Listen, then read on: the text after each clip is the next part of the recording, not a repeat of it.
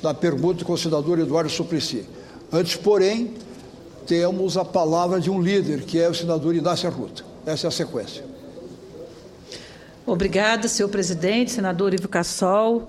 Quero também cumprimentar os demais senadores aqui presentes, senadoras, os telespectadores e ouvintes da TV e da Rádio Senado. Senhores senadores, senhoras senadoras, Só para corrigir, senador da Rede, eu sou Sim. catarinense, embora o senador Ivo Cassol também seja catarinense, mas ele hoje é de Rondônia. E eu sou catarinense, Cacildo Maldaner. Vou me pelo... sim, desculpa. Tá certo, obrigada. Senhores senadores, senhoras senadoras, venho a essa tribuna para provocar aos senhores senadores e às senhoras senadoras uma reflexão e iniciar um debate o qual o Parlamento brasileiro deverá se debruçar e aprofundar no ano de 2014. Refiro-me aos graves problemas na segurança pública e à completa falência do nosso sistema prisional. Terminamos o ano de 2013 perplexos com a crise instalada no estado do Maranhão, que, verdade seja dita, não é muito diferente de outros estados da federação. Diante da grande repercussão e das graves e consistentes denúncias de violação de direitos humanos da população carcerária e sua consequente repercussão e consequências para o restante da população, decidimos fazer uma diligência da Comissão de Direitos Humanos do Senado ao Presídio de Pedrinhas. Representando a comissão, além de mim, foram os senadores Randolfo Rodrigues, João Capeberibe e Humberto Costa. Chegando ao Estado, fomos também acompanhados pelos senadores Lobão Filho e João Alberto de Souza. Durante a diligência, constatamos que os problemas e as constantes rebeliões remontam ao ano de 2007, com as primeiras rebeliões. No ano de 2008, a CPI da Câmara dos Deputados diligenciou a maioria das unidades prisionais de São Luís e constatou, à época, superlotação, excesso de presos provisórios, misturas de presos, presos doentes encarcerados, falta de trabalho e escola, esgoto estourados, carência de assistência médica, educacional, jurídica, dentre outros graves problemas. Em 9 de novembro de 2009, ocorreu uma sangrenta rebelião no Complexo de Pedrinhas, que resultou em 18 mortes, sendo 3 presos decapitados. Desde então, até o final do ano de 2013, foram executados 145 presos no interior de estabelecimentos penais de Pedrinhas e de Pinho, sendo 7 decapitados. Este quadro fatídico resultou na atual crise do sistema carcerário do Estado do Maranhão, que foi para além dos muros dos presídios. Atentados e incêndios ao transporte coletivo, ataques a policiais e demais servidores da segurança pública e comando de crimes e confrontos entre organizações criminosas fazem parte da rotina do povo maranhense. Ao nos debruçarmos com maior estudo, com vistas a entender e de forma conjunta resolver este problema que é nacional, alguns dados nos chamam a atenção. Quero aqui destacar o primeiro dado. O Estado do Maranhão tem a menor taxa de população carcerária do país, ou seja, 128,5 presos por 100 mil habitantes. O segundo dado, mais baixa taxa de policiais militares por habitantes do país. Terceiro ponto, a segunda pior taxa de policiais civis por habitantes do país. E ainda, 55% dos presos são provisórios, aguardando julgamentos. Tem apenas 0,98% da população carcerária nacional, no entanto, concentra 26,5% das mortes de presos no sistema carcerário. E ainda o Estado do Maranhão finalizou o ano de 2013 com 807 homicídios na região metropolitana de São Luís. Ou seja, 635 em 2012, um aumento de 27%. Infelizmente, esta não é uma realidade exclusiva do Maranhão. Eu, pessoalmente, vivenciei a crise no sistema carcerário no meu estado, o Espírito Santo, em 2009, quando esquartejamentos eram recorrentes nos presídios capixabas. A delegacia de Vila Velha, o município onde eu moro, com capacidade para 36 presos, foi transformada em presídio, chegando a ter 300 presos e apenas um banheiro funcionando. A superlotação impedia os presos de se mexerem, obrigando-os a fazer as necessidades fisiológicas nas embalagens em que era servido o almoço. Os presos se revezavam para dormir, pois o espaço não comportava que todos se deitassem ao mesmo tempo. Não existiam entradas de ar, nem mesmo janelas, a luz do sol nunca era vista. A higiene pessoal nem se fala. Banho era um luxo, ao qual não tinham direito, o que era um atentado à saúde.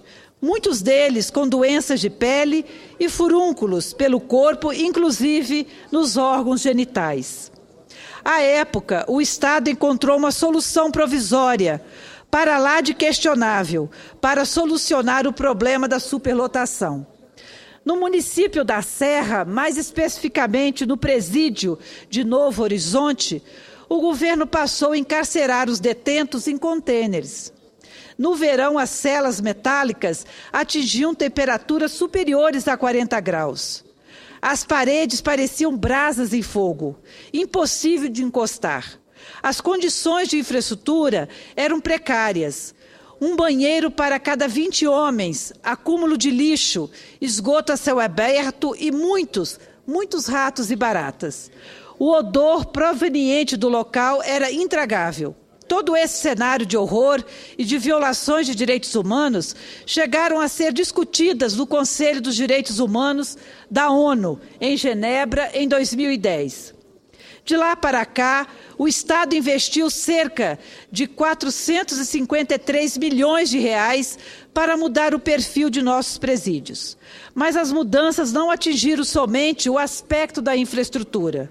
Atualmente, o Espírito Santo divide com Pernambuco a primeira colocação no ranking de presos estudando, com 25% da população carcerária. O Espírito Santo também apostou na reinserção social do preso a partir da escolarização, qualificação profissional e inserção no mercado de trabalho. Tudo isso associado à adoção de penas alternativas, permitiu ao Estado, pela primeira vez, que o número de saída de detentos fosse maior que o de entrada. No Rio Grande do Sul, ainda convivemos com o caos sofrido no Presídio Central de Porto Alegre, o maior do Brasil, onde a situação também é caótica, cujas instalações são classificadas por entidades de direitos humanos e pelo Fórum da Questão Penitenciária do Rio Grande do Sul como de risco crítico, insalubres, sem condições sanitárias mínimas e com total ausência de controle estatal sobre o dia a dia da vida nas galerias do presídio. O presídio, fundado em 1959, foi considerado o pior do país pela CPI do Sistema Carcerário do Congresso Nacional, concluída em 2008. Em seu relatório final, a CPI classificou a unidade como uma masmorra, um inferno, referindo-se ao amontoado de gente que sobrevivia em meio ao lixo e ao esgoto. Como já defendemos, o cenário de degradação não é exclusivamente do Maranhão, do Rio Grande do Sul, desse ou daquele estado, mas uma realidade do nosso sistema prisional. A situação do sistema penitenciário brasileiro é cruel e atentatória à dignidade da pessoa humana em flagrante violação da nossa Constituição, que versa no seu artigo 5º que ninguém será submetido à tortura, nem a tratamento cruel ou degradante. E eu quero aqui, senhores senadores, também lembrar do presídio feminino do Estado do Pará, que por ocasião da CPI da violência contra as mulheres, tivemos a oportunidade de visitar e que as mulheres em situação semelhantes ao presídio do Estado do Maranhão também vivem em situação muito degradante dentro do presídio. E com um agravante, mulheres grávidas, sem condições mínimas de atendimento médico, pré-natal, enfim, o que assegura, inclusive, a saúde do bebê que está para nascer. É inaceitável que o Brasil continue violando os direitos humanos dos presos e desrespeitando a nossa própria Carta Magna, a qual garante amplos direitos aos presidiários, a exemplo do artigo 5º, inciso 48, que diz que a pena deve ser cumprida em estabelecimentos distintos, de acordo com a natureza do delito, a idade e o sexo do apenado. E o artigo 49, o qual assegura aos presos o respeito à integridade física e moral. O Estado brasileiro também tem atentado contra a Lei 7.210 de 84, a Lei de Execução Penal, que no seu artigo 84 diz que presos condenados devem ser separados de provisórios, o que evidentemente não vem sendo cumprido no país. Temos a ocorrência de presos que estão sob custódia do Estado, que não passaram pelo devido processo legal, não foram sequer julgados e continuam encarcerados à revelia de seus direitos. É notório que os presídios brasileiros, senador Requião, se transformaram em depósitos humanos, que não cumprem a função de recuperar ou mesmo de minimamente possibilitar a reinserção social dos presos. Que tipo de cidadãos e cidadãs o sistema penitenciário nacional tem formado e oferecido ao convívio social? Em um ambiente de degradação, de maus tratos, de péssimas condições de higiene, de ausência completa de assistência social, médica e psicológica, é consequente que esses presos submetidos a tais condições sejam levados ao definhamento físico e mental.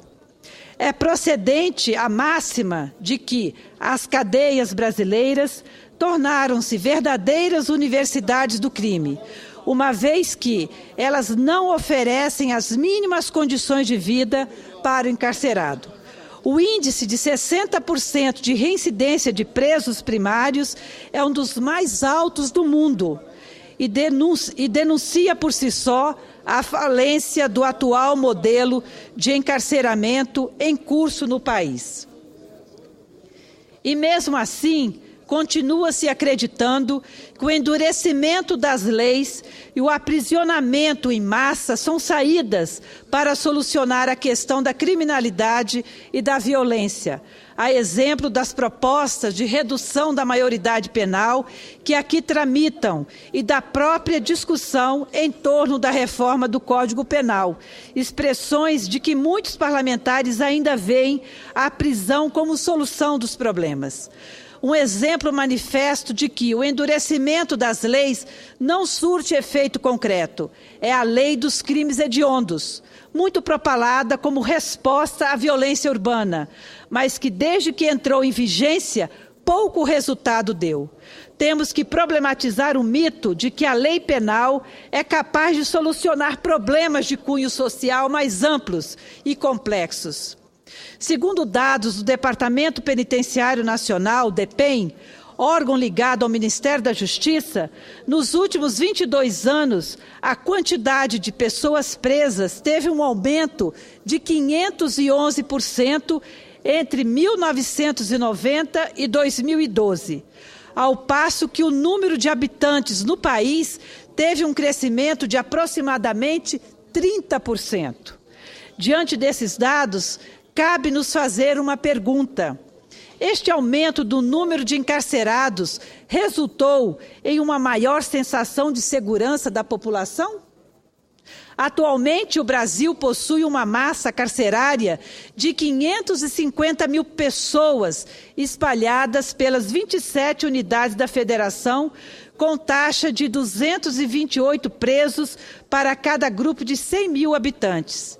Em 1990, o ano funesto em que o país também vivenciou o extermínio de 111 presos no massacre do Carandiru. A população carcerária era de 90 mil presos. O número coloca o país no 4º lugar entre as nações com maior quantidade de encarcerados no mundo e cujo índice de crescimento é o maior verificado no planeta.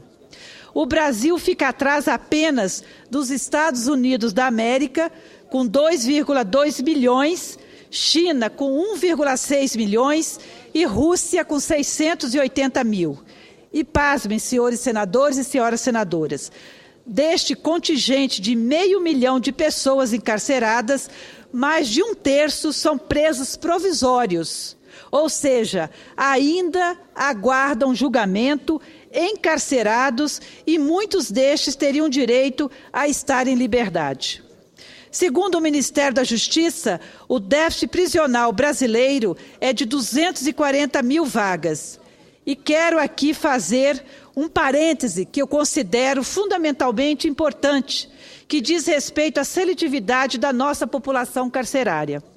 Não é qualquer cidadão brasileiro que está sendo submetido a esta realidade aviltante da dignidade humana. É nítido o recorte de classe, gênero, raça e faixa etária, uma vez que 60% dos presidiários são negros, 58% são jovens com idade entre 18 e 24 anos e 77% não passaram do ensino fundamental.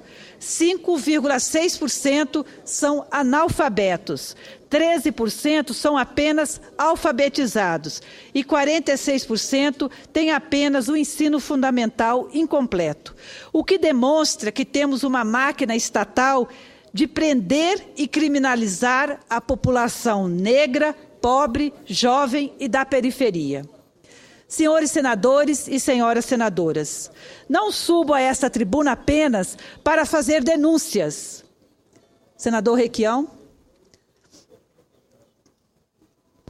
Senadora Ana Rita, em primeiro lugar, quero cumprimentá-la pela isenção e clareza do seu relatório.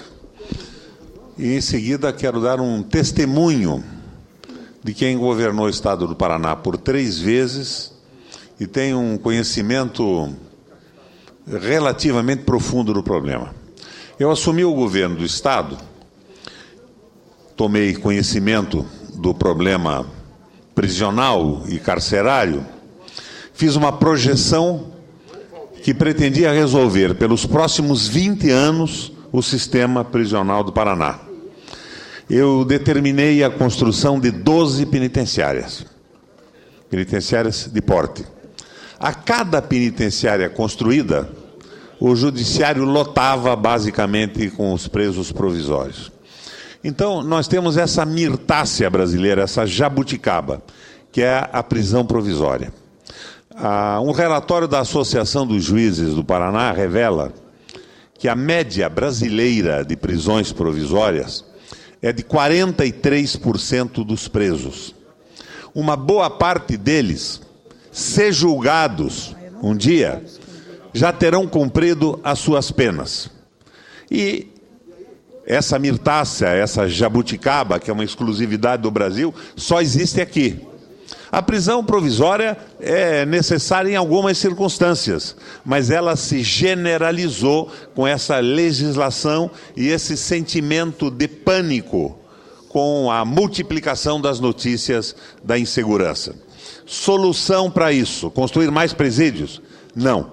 A solução para isso é dificultar as medidas provisórias. Por exemplo, a medida provisória poderia ser dada por 10, 15 dias e só ampliada por um colegiado de juízes e não mais por um juiz singular.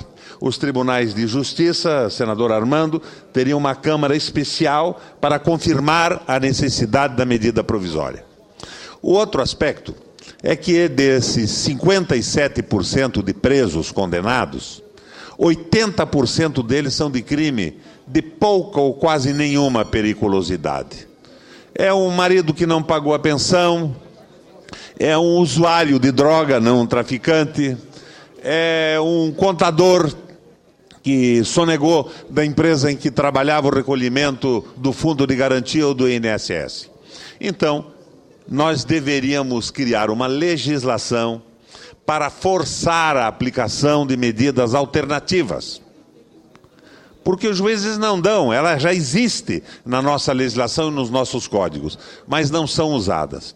As medidas alternativas com o agente de cumprimento da medida, como existe o agente das condicionais no mundo inteiro, atravancariam as nossas penitenciárias. O número de presos no Brasil, eu não recordo bem o dado que Vossa Excelência deu, mas o dado que eu tenho é de 446 mil presos no país.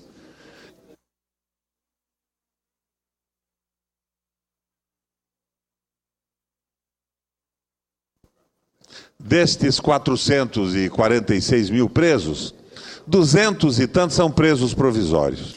Então, o fundamental... Nós temos, senador, 550 mil presos já. 550 mil presos. O dado que eu tenho da Associação dos Juízes do Paraná, a Vossa Excelência provavelmente está examinando ou quantificando os presos nas delegacias de polícia. Eu estou falando exclusivamente os presos nos presídios. Sim. Então, nós temos que viabilizar o fim, a contenção das prisões provisórias, que são absurdas. Quando condenado, o preso já cumpriu a pena.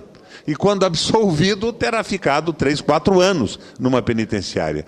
E viabilizar um sistema que facilite, induza ou, em determinadas circunstâncias, leve à obrigação da pena alternativa, que, aliás, acaba sendo extraordinariamente mais barata do que a manutenção de um preso num presídio em contato com o Comando Vermelho e essas coisas todas que têm surgido por aí. Uma verdadeira escola de crime. Então, na verdade, eu constato pela leitura do seu equilibrado relatório que o que aconteceu no Maranhão não difere em nada do que acontece do conjunto das penitenciárias do Brasil. Mesmo o Paraná, que com essas penitenciárias passamos a ter um sistema prisional melhor do que o sistema brasileiro. Nós tivemos rebeliões no Paraná com cabeças cortadas e tudo mais. Só não se transformaram no espetáculo político de uma véspera de eleição.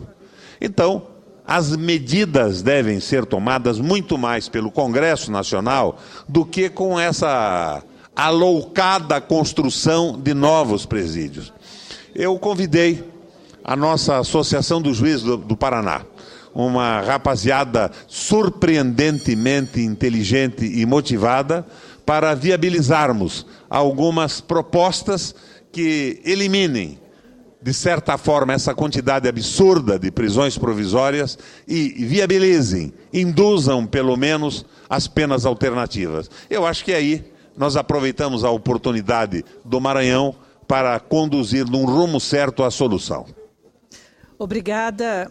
Eu quero agradecer ao senador Requião.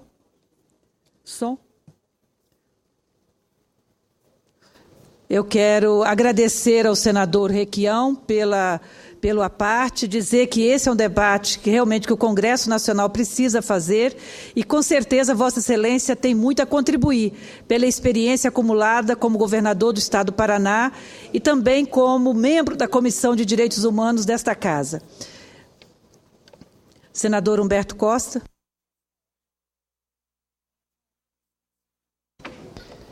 Mais 2 minutos para concluir, que nós temos ainda vários oradores. Pois não, serei breve. Eu apenas faço questão de registrar o meu à parte, a senadora Ana Rita, porque fiz parte da comissão especial, da Comissão de Direitos Humanos, que esteve no Maranhão fazendo aquela visita a Pedrinhas, conversando com a sociedade maranhense sobre aquela crise. Eu queria tão somente registrar a iniciativa da senadora Ana Rita, a forma como ela conduziu todo o processo e também dizer que nós precisamos nos sentar a partir daquela visita para fazermos essa discussão que Vossa Excelência está a fazer, que o senador Roberto Requião aqui fez também, e vários outros que também estão preocupados com o tema do sistema prisional brasileiro. Parabéns a Vossa Excelência. Obrigada, senador Humberto Costa. Amanhã, na reunião extraordinária da Comissão de Direitos Humanos, que vai acontecer às 11 horas, nós estaremos socializando toda essa visita que foi feita, apresentando o relatório da visita e também debatendo os próximos passos que esta Casa deverá tomar e a Comissão de Direitos Humanos também deverá tomar. Então, esse debate será feito conjuntamente com todos os membros da Comissão de Direitos Humanos amanhã, às 11 horas da manhã. Eu já vou finalizar, senhor presidente, quero pedir para considerar como lido o relatório, mas quero apenas aqui reafirmar o meu compromisso e convicção de que a saída para este grave problema exige do Estado brasileiro muito mais do que construção de presídios. Está para chegar nesta Casa, inclusive, uma medida provisória que trata desse tema. Então, na verdade, nós estamos em um círculo vicioso e precisamos sair desta encruzilhada. Então, nós precisamos discutir políticas eficientes para que possamos dar uma resposta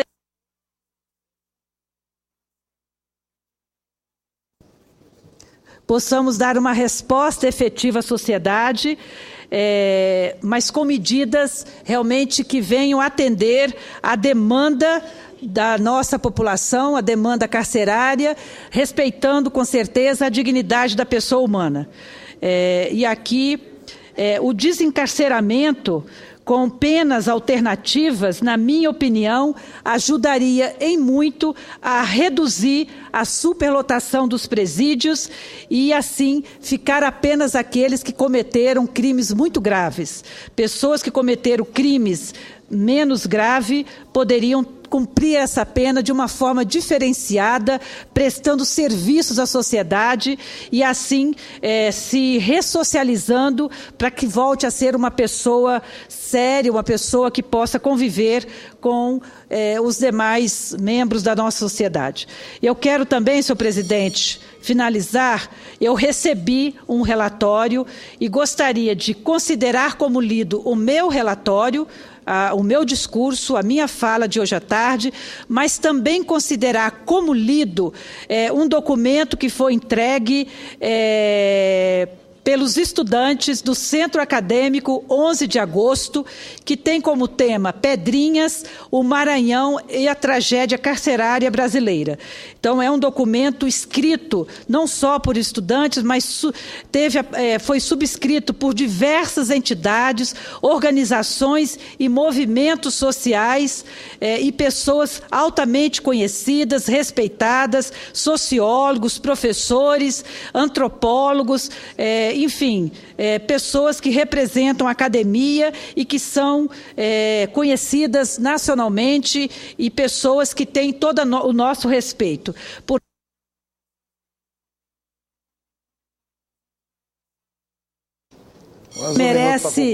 Que merece ser publicado, e eu solicito a esta Casa que publique esse documento e que seja registrado nos anais aqui do Senado Federal. Muito obrigada.